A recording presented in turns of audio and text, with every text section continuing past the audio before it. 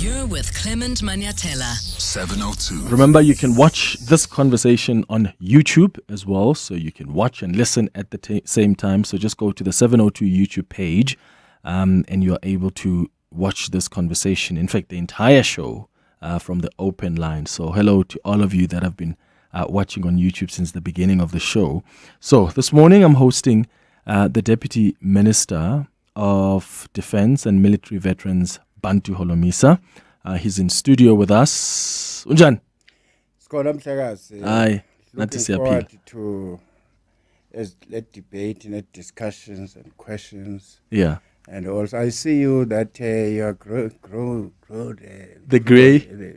My beard? Yeah. I've always had a big beard like this. No, and I can understand. I suspect that you are working for Minora Company. A Minora? And when you decided to demand for more money, and they refused, and you opted to say, "I will never use this Minora." I'll never. That's a possibility. Thank you so much for coming through. I think one of the things I want us to begin is really about the SANDF, because we've had so many conversations about the capacity or lack of capacity that we have. I know there's a 12-page review that was honest about the picture of the SANDF. You have been there for, about a year now. What is your assessment of the SANDF? I've been in the SANDF even longer than that, when I was the deputy chairperson of the National Defense Service Commission. We were traveling around the country, visiting various units, and we told the government in writing. You'll recall that we published an interim report then. I think it was around 2012, 2013, after there was a march by disgruntled soldiers to union buildings about their conditions of service. We submitted that report, and we made recommendations to the Minister of Defense, then Minister Lindwe Sisulu. But unfortunately, it looks like that report and many subsequent reports after that, because I served in that commission for 9 years after that. So it looks like most of the things were not implemented. There's various reasons. The main one has been the lack of resources or funds. But we are not going to moan and whinge. We have to hit the ground running and start addressing those problems. Hence, last year, October, Minister Motshekga and myself and the commanders of the defense and Secretary for Defense, we reviewed the problems, and then we submitted the reports, including the breakdown of the budget as to how to address some of the issues. Right now, we have been given budget which is not adequate. I mean, from 51 to 57 billion. It's just a drop in the ocean, because that money is going to be used to bring back the troops as well as the equipment from Congo. So what is happening now is that we have met a few weeks ago with a view to say, this is the little budget we have been given. Where do we cut, and where are our priorities? Okay. So we're busy with that exercise right now. Okay. And I want us to talk more about the issue of budgets later on. But in as far as our vulnerability is concerned, for instance, I mean, South Africans are just thinking, if we were to face an attack, for instance, are you confident that we have an SANDF that's able to defend this country? Firstly, you don't just have an attack without, we have to do a threat analysis. The threat analysis we have done, we are not expecting to be attacked by our neighbors. We have got good relationships with them. Secondly, in the event that we were to be attacked, obviously we would resist and also contact the countries which we are friends with and bilateral agreements if there is a need for any type of weapon. Remember that not all the countries in the developing world have got sophisticated weapons. Don't be confused by the AI pictures you see on social media. But so far, we don't have an imminent threat coming from outside. The threat which might come inside would be inside the country in a form of being asked to help police when there are disobedience, protests, and so on. But even then, we wouldn't just jump into that. We'd have to assess the situation. But so far, if you talk equipment, ammunition, everything, we are fine. But we are lacking in the field of Air Force. That has been published. Everybody knows about that. But that is the area we want to prioritize in this financial year. I would imagine we also don't want an SANDF that would relax and think, well, we're not vulnerable. It's not like other neighbors could attack us. We still want to be at a point where we've got the basic minimum to be able to defend. So basic defense capabilities. No, I'm not worried about that. At least defense is not working alone. Yeah. There's the state intelligence agency, there's police, you have defense intelligence, you have international relationships, international agencies, which on a daily basis you assess the threats. So we're okay on that.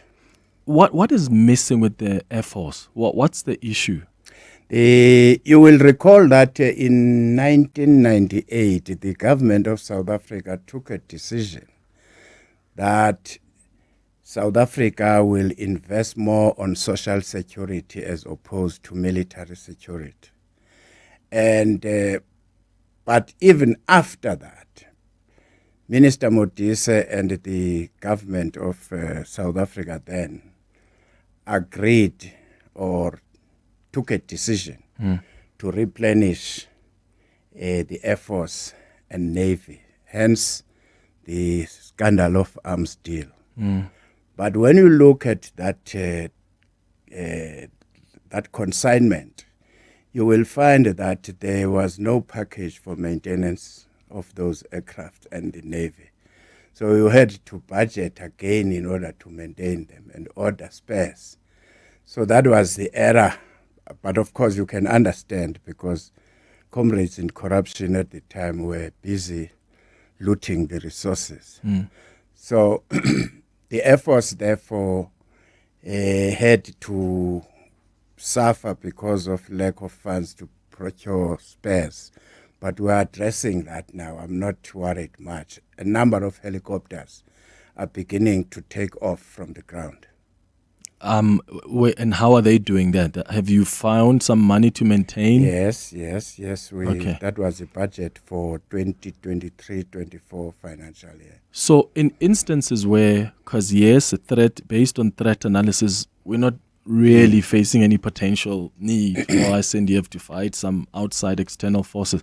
But instances where they get deployed for these peacekeeping missions, for instance, how does the issues with the capacity or with the resources or even the helicopters, how does it then affect our mission there? Because when you look at the DRC, it's almost like there was so much reliance on South Africa to have capability than other countries that were also involved in this mission. Well, if you look at the equipment we have used since we went to DRC, some of our equipment was hired by United Nations. Some of the tanks, you see them, they're painted white with UN logo. Some of those equipment are from South Africa and trucks and so on. And but the deployment of SADC, which went to the eastern part of Congo after the UN withdrew their presence in that area, I think this is where we didn't... we underestimated the opponents in that we should have at least went there with a full backup to back our troops on the ground, especially that the mandate of the SADC was that we must go there and enforce discipline and enforce peace. So that means it was a semi-war of some kind. So I don't think the commanders at the time made a proper analysis and appreciation and present it to the president to say, Mr. President, notwithstanding your request or your instructions and the approval by Parliament, but we need so much in order to be ready to go there. In other words, they should have given the president a proper situation to say, we are lacking on the Air Force. Our well-known helicopter machinery is handicapped and so on. But that's history now. So does that then explain why, and would you characterize our mission as having failed in the DRC? Because our soldiers, the first groups have begun to come back. No, I differ completely with anyone who says that until you are told about the official statistics of casualties on the other side by UN. But if you look at the battle tactics which were used by the SANDF under such heavy pressure, they managed to survive and also to hold the whole setup. In fact, we don't know what would have been the outcome had the president not called President Kagame to say, Mr. President, please use your influence in your immediate surrounding to call for a ceasefire. Hence, there was that ceasefire after he called the president in that particular morning. And we should thank them for having thought of that idea, because if the full-blown out war was allowed, obviously we have military jets in this country. We could have called them at short notice. But that would have meant now it is no longer a peacekeeping. It was not a peacekeeping if we were to send our jets to go and... do we have proper jets to send? Yes, khona. Okay. Don't worry. Okay, but at the end of the day, the part of the mission, we deployed our soldiers to the DRC to help restore peace. The reality is there's still no peace in the DRC. There has been a problem in DRC even before Mr. Mandela went to DRC. It's still there now. It's still there now. So has our mission succeeded? It has never been the mission of SANDF. It's a world mission. Has it succeeded? It is continuing, because right now we hear that the two leaders of Congo and Rwanda have signed a peace deal in USA, a peace deal which was brokered by one of the Arab countries, Qatar, yes.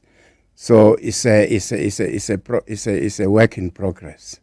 But the truth of the matter is that at the end of the day, the Congolese will have to swallow their pride and converge under one roof and tell each other where do they want to take their country to. But we are proud the role played by South Africa. Right now, the soldiers of South Africa are still in DRC under the UN mission. Those soldiers are not going to be withdrawn. They are still there occupying certain areas. But on this particular one around Goma, Summit DRC. Summit DRC. Okay, so what lessons do you think the South African government, the SANDF in particular, should be taking from this deployment? Firstly, I think our troops have gained a lot of experience. For them to live in such rainy, sometimes hot conditions, and also at the same time be able to defend themselves and repel those soldiers many at times. So if you talk about assessing anyone who has been deployed, I'm sure we would come up with an answer to say our troops gained experience. So that's a plus. The other thing which we can say we will learn from this operation is the planning cycle. Are our commanders well trained to execute any plan in future? That's a lesson, but we will only be in a position to know that once there is a board of inquiry inside the Defence Force which would say what have we done wrong, what have we achieved, and so on, and where must we improve in future, including executing a mission or a directive from the commander-in-chief.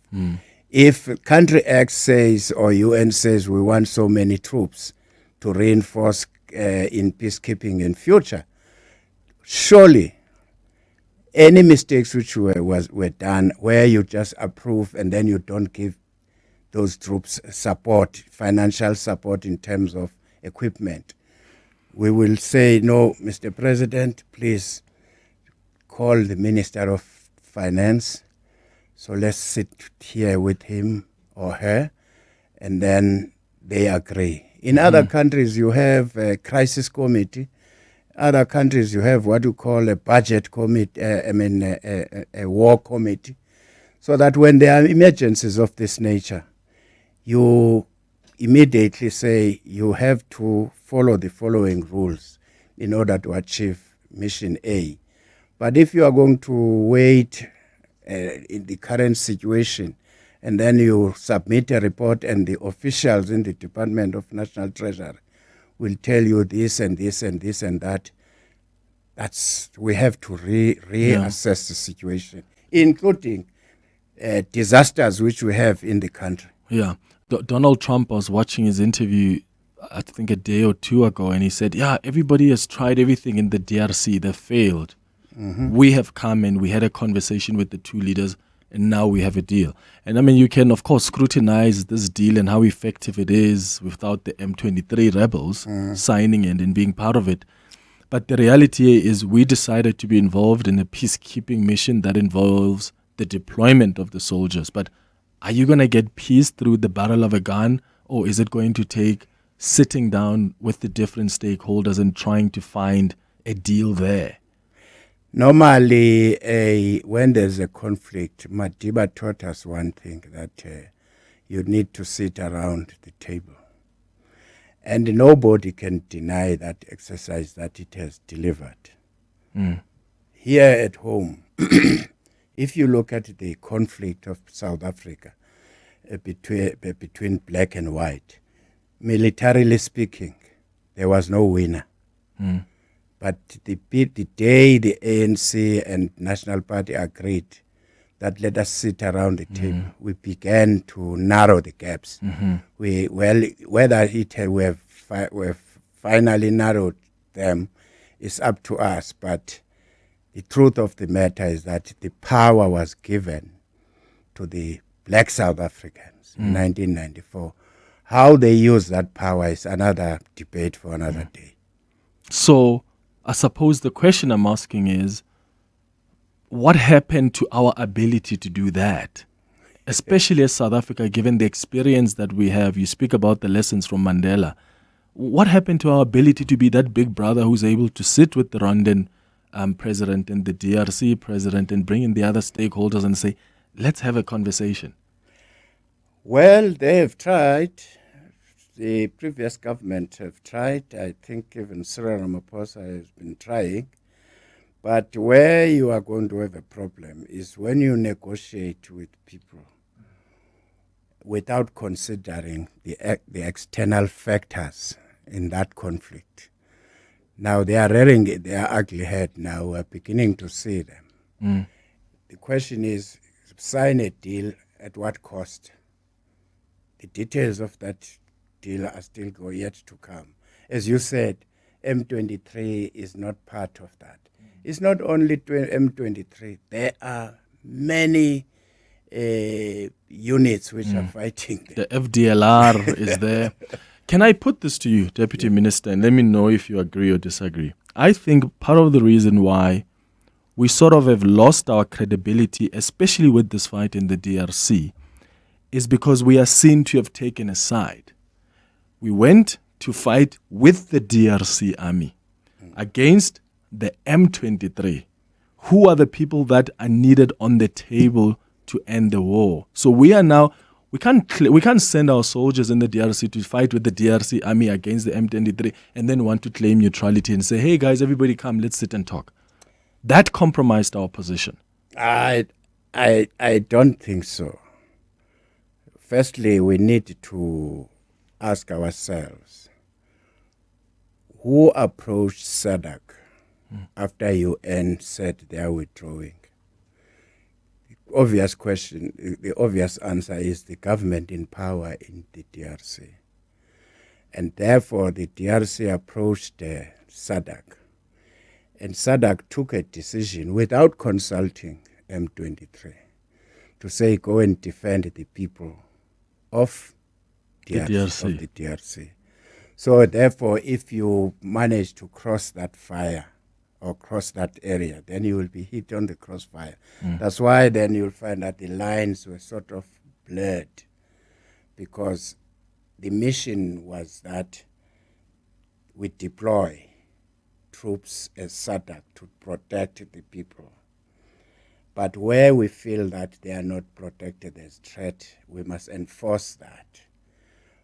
Where the DRC failed was to proceed with the political, to seek for a political solution. But we are unable to pin SADC down completely, because the president of Angola was tasked by SADC to lead a peace process. You will recall that the Tshisekedi and Kagame were about to sign a deal in Angola, and then Kagame withdrew at the last minute. So there has been this two-pronged strategy approach: maintain peace, talk on the other side. Did we pay our soldiers who were in the DRC? I saw some reports suggesting that some of them haven't received all of their money.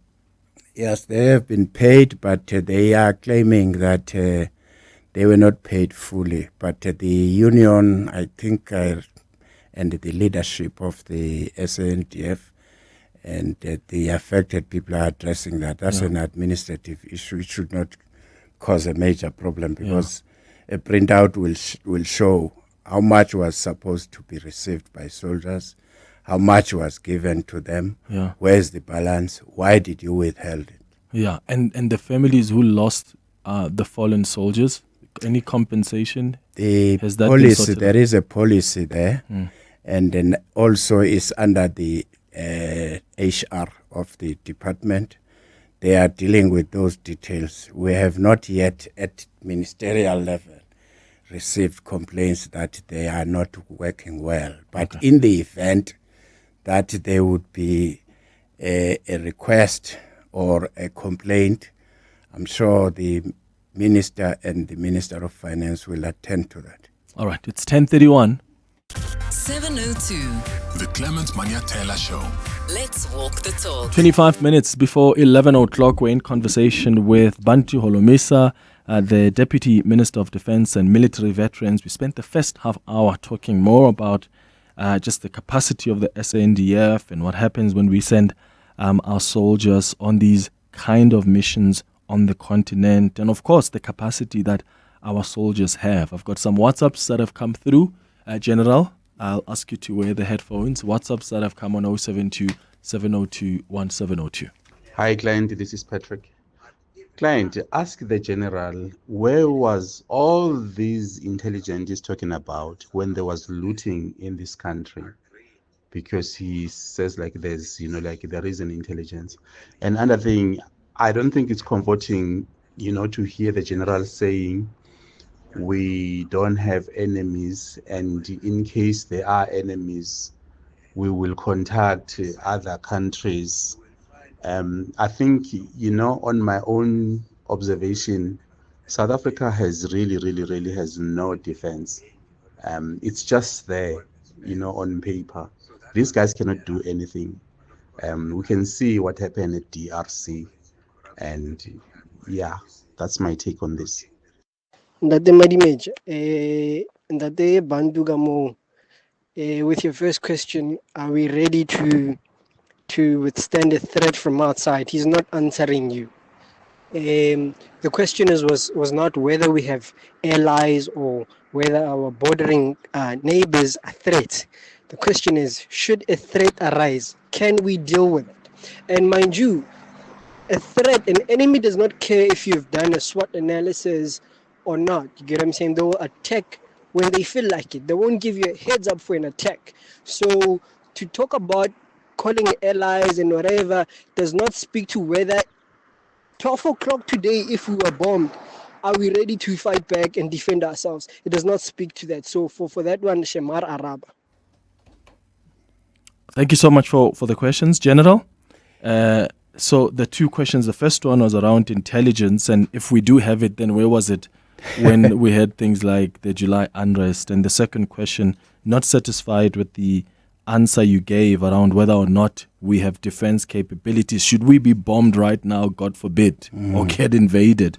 Do we have the capacity to respond swiftly, and do we have the resources to respond swiftly? We would respond, but I don't want to mislead the country, because people out there know the condition of the state of our defense force when it comes to equipment. We have just been embarrassed now during the time of the floods and so on. Even at the place where the 2021 mayhem in KZN, you saw soldiers being carried by military buses going to a violent situation. It showed that the defense equipment is obsolete. I cannot give another explanation. And if we were to have be attacked, yes, we would respond. But I'm not that confident about the state of readiness of the South African Defence Force. Let us not mislead the people. And I'm not here to spin, but I must tell you the truth. Then in terms of the intelligence, you will be surprised that when I was still in the Portfolio Committee for Defense in 2021, the intelligence about the imminent arrest in the 2021 was submitted to the authorities by the intelligence agencies, but they didn't act.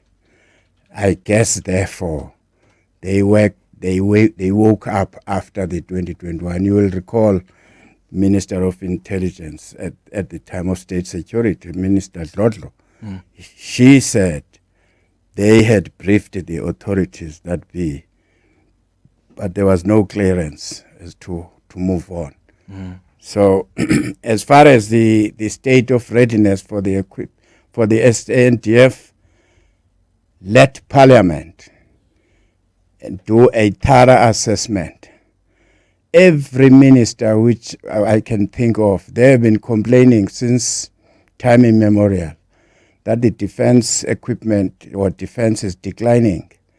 How many defense reviews have been produced?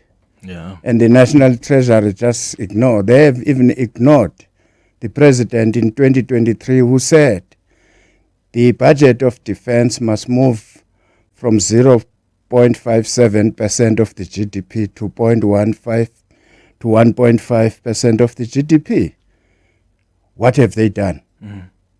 So therefore the parliament must not only continue just shout about the need to give budget to the SANDF. Yeah. What are they doing now? But to President Nayutini, when Treasury That means knows the that- reports, that because he mean- must also get up and say, I have made an instruction. He can't just sit back. Well, if you saw the recent events of the budget, had it not been for the parties in parliament stood up, it's clear that it has been a domain of the technocrats to tell the people of South Africa where the budget of this country, how must it be distributed. But I hope they've woken up now. Yeah. how much of, when the budget comes, how much of that goes to the salaries? Is it really 60%? Yes, it is. That's a lot. It is because the defense is very expensive, Mhlekazi. And when you buy an equipment of defense, not like you're sending someone to Woolworths store to buy oranges and veg.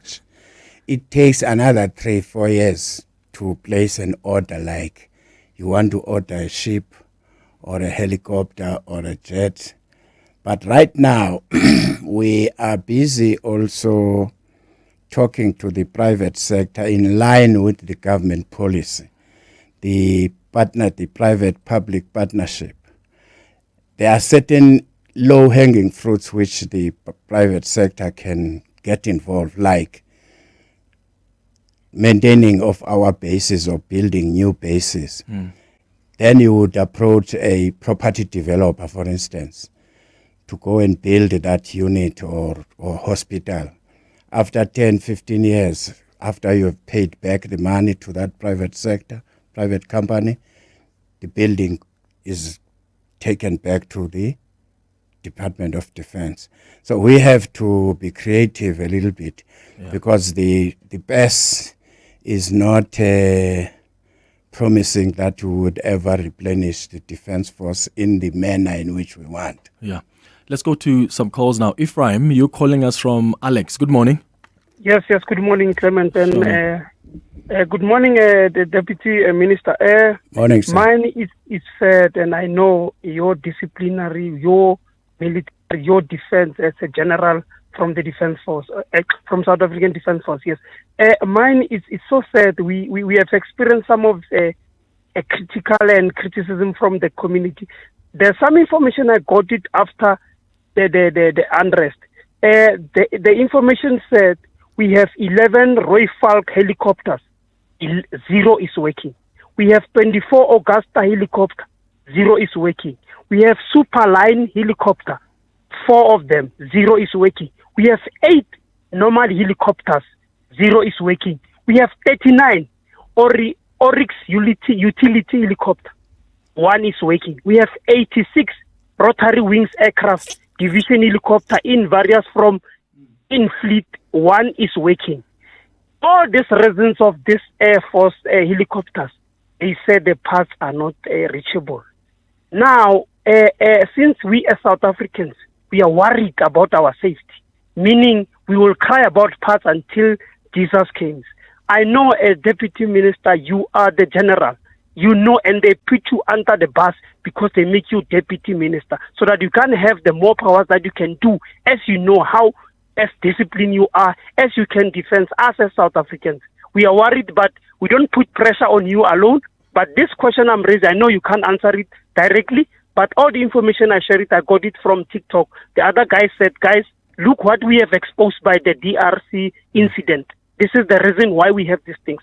So, Clement, I was saying our politicians have damaged this image. I remember that the Deputy Minister, when he was still on the opposition, on the Crisis Committee of Defense, he complained about we don't spend a lot of our money to the defense, so that anything happens, we can't defend ourselves. Intelligence is no longer there. There is nothing, Clement. He knows, but he can't tell us. I understand why he can't tell us. We should understand that when you are defense, and remember, defense force is the higher defense of the country. I hear he was mentioning about police and other law enforcement. Those are the lower ranks that he can talk about. I know why he talk about. He's trying to make sure that us South Africans, we have faith in them. But he knows and we know that there is no such. We are at our own. Thank you very much. And Deputy Minister, I wish one day I can be the president. I will put you as a Minister of Defense directly to do better on this defense. Or maybe he must be president.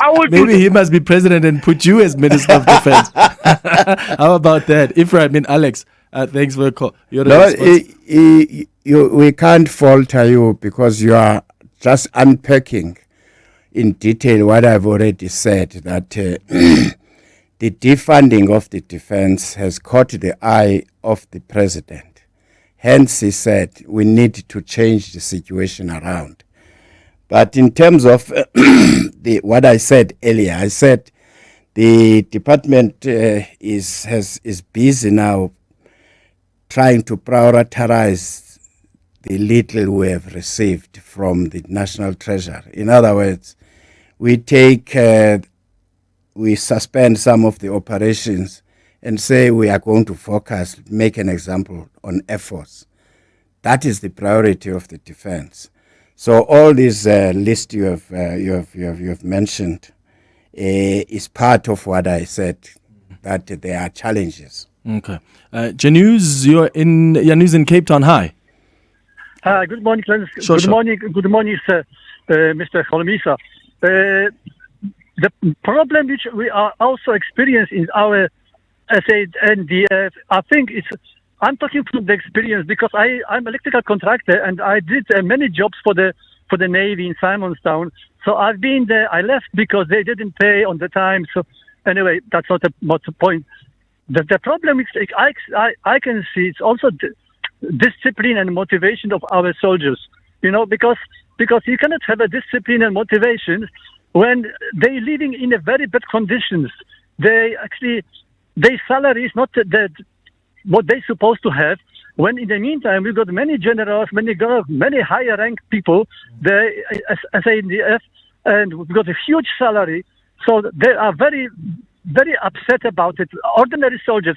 I'm there sometimes. I'm talking to them.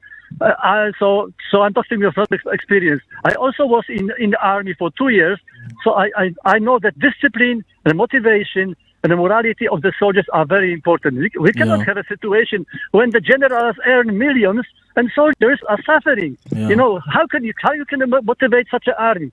And also, I think I had a discussion with you also about ask you about the engineering division in our country, where, for instance, soldiers are sent to repair the bridges, roads, and you said we've got them, but I don't see them. I don't see it.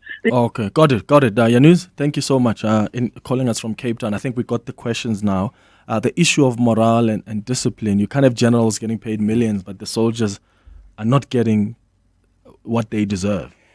One of the instructions which we got from the Commander-in-Chief, which is the President, is that we need to rejuvenate the Defence Force, and so far we have presented a plan to the President as to how much will that cost, so that those who are already in the employ could have a proper exit plan and strategy, so that when they leave, you know that you train. But what we need to do also on that is to look at the middle management, intensify the middle management on training, so that when the generals who are old leave the defense, you have people to replace them. But key to that is that it's also an expensive exercise, because you have to pay people to leave before their retirement period. So to avoid court litigations and so on. Discipline is not an event. It's gonna continue. We have to continue to talk to the members. For instance, you hear that this morning the people who are appearing in court, those are negative things. But of course, these are legacy issues we have inherited. So I'm confident that the minister will, in his speech, touch on these thorny issues. How are you working? Are you working well with the minister? I'm working well with the minister. If you looked at my scorecard, or my report rather, which I published last week, you can see that a lot of work I'm involved in assisting him. And I'm thankful to her for that. And I also represent her in a number of international forums. And a thing which you don't normally get in other departments. So, because normally deputy ministers are just relegated there to go cut ribbons. No. She delegates me. Even from here, I have to rush back to Pretoria for meetings this afternoon with her and others. institutions. I'm glad that she's taking advantage of the skills and the experience that you already have. Let's go to these WhatsApps. Good morning, Clement. With regard to this discussion about the South African Defence Force, there is an area where we are taking as a country a hammering, and that is our coastal waters. There's no management of those coastal waters. They are being fished till they are dead by pirate fisheries, foreign fishing fleets. We don't have a chance, and we do not have the wherewithal to deal with it. Maybe you can address that and talk to your interviewee about that. Have a good day, Tom. Good day, 702 Lenders. Good day, Clement. Abram in Florida here. And good morning to your honorable guest, the Minister, Bantu Holomisa. Clement, I just wanted to ask the General,